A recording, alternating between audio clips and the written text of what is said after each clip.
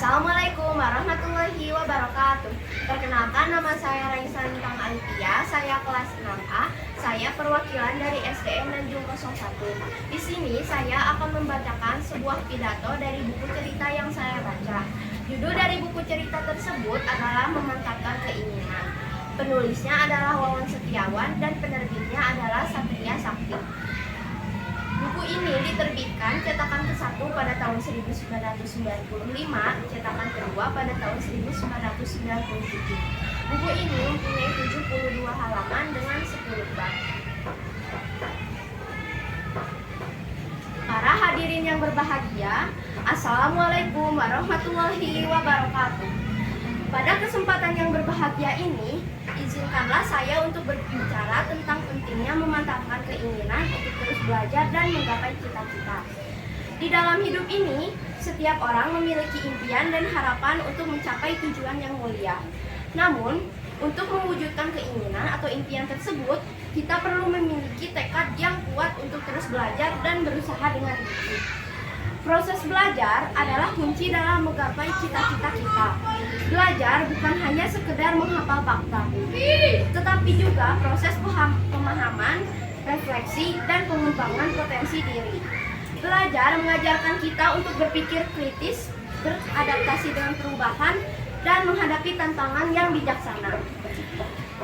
Bagi para generasi penerus bangsa, memantapkan keinginan untuk terus belajar adalah sangat penting. Dunia terus berubah dan berkembang dengan cepat. Teknologi, ilmu pengetahuan, dan berbagai pengembangan sosial telah merubah wajah dunia kita.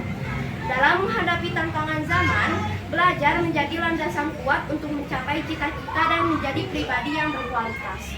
Ada beberapa hal yang penting yang dapat kita lakukan untuk memantapkan keinginan, untuk terus belajar, dan menggapai cita-cita. 1. Tentukan cita-cita yang jelas. Tentukan cita-cita dan tujuan hidup yang jelas dan spesifik.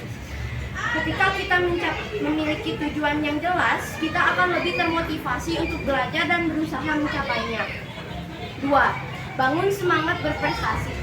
Berusahalah untuk selalu berprestasi dan mencapai yang terbaik dalam setiap hal yang kita lakukan. Prestasi adalah hasil dari usaha dan dedikasi kita dalam belajar dan berkembang. 3. Jangan takut gagal. Jangan takut untuk mencoba dan gagal. Kesalahan dan kegagalan adalah bagian dari proses belajar dan tumbuh. Yang penting adalah kita belajar dari kesalahan tersebut dan terus mencoba dengan lebih baik. 4. Cari inspirasi dari role model.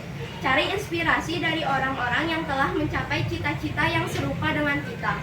Belajar dari pengalaman mereka dan jadikan mereka sebagai role model dalam perjalanan mencapai impian kita.